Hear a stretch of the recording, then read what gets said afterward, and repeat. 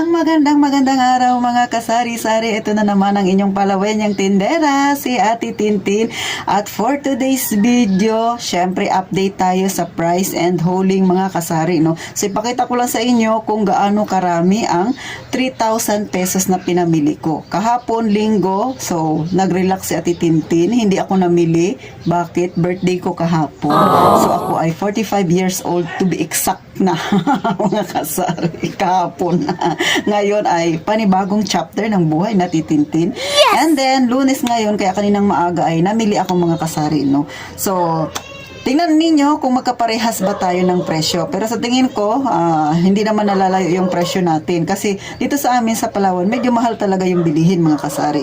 So, start tayo sa biscuit na Titintin. Yung ganito sa akin na yung original. Ang bentahan ko, bagong bili ko to mga kasari, no, ay 12 pesos na. Kasi yung puhunan nito, nasa kulang-kulang 80 pesos na mga kasari. So, hindi naman siya mabenta sa akin, pero may naghahanap. Same din ng nito. Fudgy bar ko ay 12 pesos na. And then, ito ay 10 pesos. And then, syempre, yung ganito mga kasari, siga ay 17 pesos na ang bintahan ni Ate Tintin.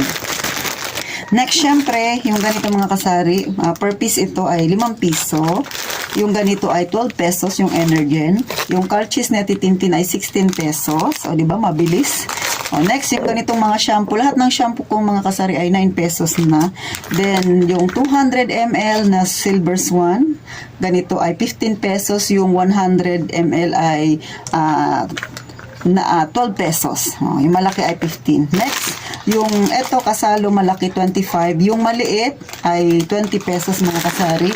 And then, syempre, yung Humi na noodles, basta lahat ng noodles ko na may sabaw, yung ganito, except sa Nissin, no, kasi medyo may kamahalan yung Nissin. Yung ganito, Humi at saka Lakimi ay 12 pesos, basta hindi maanghang. Yung maanghang ay 13 pesos. Yung ganito ay 12 pesos, mga kasari. Syempre, meron din tayong ganito, kasi nga, may naghahanap sa akin, pero hindi ako bumibili ng marami nito, mga kasari, no, kasi slow moving talaga siya. Yung ganito, binibili ko sa palengke 22 yung puhunan, 26 yung bentahan ko. Yung ganitong klase na beng-beng ay ang bentahan ko 13 pesos mga kasari. Yung ganito bulalo malaki ay 43 pesos. Yung ganito 30 pesos maliit mga kasari. So lahat na yan, kuridas na yan, sabi nga sa Bisaya, lahat yan ay 30 pesos yung mga maliliit, no, mga kasari. Syempre, hindi rin pawawala sa Titintin ng ganito. So yung Sunkiss ko ganito ay 13 pesos. Yung ganito kaliit na sito, mga kasari, solo ay 18 pesos. Yung sumunod na malaki, ganito, mga kasari, ang bentahan ko ay 32 pesos. So, kasi nga syempre medyo may kamahalan dito sa amin yung kuryente, mga kasari. Next, mabenta sa akin yung Del Monte, pero bumibili rin ako nito kasi may naghahanap din naman ng medyo mura. So yung ganito kaliit, ito ay 115 grams, so 22 pesos. Slow moving ito siya. And then itong tomato sauce na ganito kalaki ng RAM ay 250 grams. Ang bintahan ko ay 30 pesos. Pero mas mahal talaga yung Del Monte, mga kasari, no? And then syempre, yung ganito mga kasari, maliit, Pure Foods, meron din ako nito kasi may bumibili talaga nito. Ang ganito kalit, ang bintahan ko ay 98 pesos na. And then sa palengke, sabi ko nga sa inyo, kahit na slow moving yung mga ganito, bumibili pa rin ako. Kaya tingnan nyo, medyo green pa yung binibili ko. Para kahit mga 3 days siya bago mabili, hindi ako mabubulukan ng kamatis ng mga kasari. So yung kilo dito sa amin ay 70 pesos yung kilo, yung ganito. And then, syempre, sa mga gustong gayahin si Titintin, sa style ko, diba? Para makuha ninyo kung magkano ang tutubuin ninyo dito sa per piraso na itong mga kasari, no? Paliwanag ko lang sa mga mag-uumpisa, balak mag-umpisa, mga ganito. So, ito, timbangin ninyo. So, ang timbang nito ay 1/4. So, 1/4, ibig sabihin 25 grams. So, 70 pesos yung isang kilo, times nyo lang ng 0.25 kasi kalahating kilo ay 1/4. 0.25 siya. So, ang lalabas ay 17.50 yung aking binayaran dito. 17.50 and then, kung kasi ako per piece ako magbenta nito mga kasari, no? Kung hindi ako nagtitimbang-timbang kasi kakaunti lang naman. So, ilang piraso siya? 6. So, sa 17.50 yung puhunan, divide mo ng 6. So, nasa 3 pesos yung isa. So, ang bintahan ko nito ay 6 pesos ang isa. Huwag na kayong magtanong bakit 1:1 na siya. ay medyo, syempre, sa pamasahe ng mga kasari. Kaya, ang puhunan mo nito ay 2.91, nasa 3 pesos na rin, no? Tubo mo, 3 pesos pa rin pag nabenta. Ganun lang mga kasari. And then, sa 1/4 na brown sugar, 18 pesos ang puhunan, 23 pesos na po yung bintahan dito sa amin. Yung iba bumibenta pa ng 25, pero ako 23 pesos yung aking bintahan. Next, syempre, yung ganito bar, ay bintahan dito 10 pesos na yung isang ganito, isang bareta. Ang ganito mga kasari, wings, surf, yung mga single, ang bintahan dito sa amin ay 10 pesos na.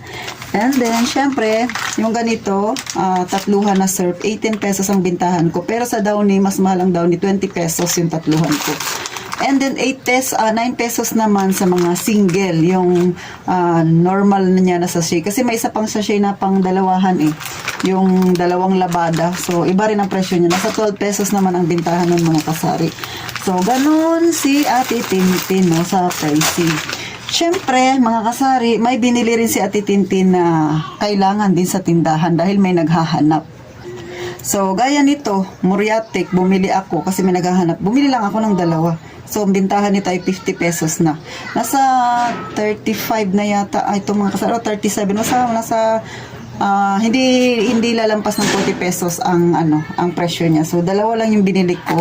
And then may naghanap na customer ko na Beatrice, napakaliit nito pero napakamahal pala. So ang bintahan ko nito, lang to siya maliit lang, parang ilang ml lang ba ito 15 ml. So ang bintahan natin Tintin 90 pesos. May mas maliit pa siya pero yung ganito yung hinahanap ni customer. So kahapon siya naghanap, sabi ko na ubos na, bibili ako ngayon. So bumalik siya ngayon. See, mga kasari, yan ang sinasabi ko sa inyo na pag may naghanap na customer at sasabihin niya na meron ba kayong ganito, sabihin mo kauubos lang. Sabi ko sa kanya kahapon, bumalik ka bukas ng umaga dahil bibili ako. Bumalik nga siya ngayon kasi kahapon siya naghahanap. Sabi niya, te, meron ka ng Beatrice, so diba? Meron ka agad akong benta. So, dalawa lang ang binili ko nito kasi medyo mahal. At least, may stock na si Ate Tintin, no, mga kasari. So, yan lahat ang aking mga pinamili pa konti-konti. So, sa mga chichirya, nakita na update ko na rin kayo nakaraan. And then, syempre, mga kasari, eto, no, sa mga gustong magluto ng siomai, ito yung aking brand, Holiday. So, eto, dito sa amin, 155 ang 1 kilo. Kayo nang bahala kung magkano ang patong niyo. Pero ang bintahan nito, 5 ang isa. Pero kay Ate Tintin, mas mura ako ng konti. Pag bibili siya ng 20 pesos, 5 peraso. Pero pag per piece, 5 piso ang bintahan ni Ate Tintin. So, paano hanggang dito na lang mga kasari ang update natin sa price and hauling. Sana kahit paano nakakuha kayo ng kaunting idea kung paano sa Ate Tintin nagpipresyo. Sa tingin mo, parehas ba tayo?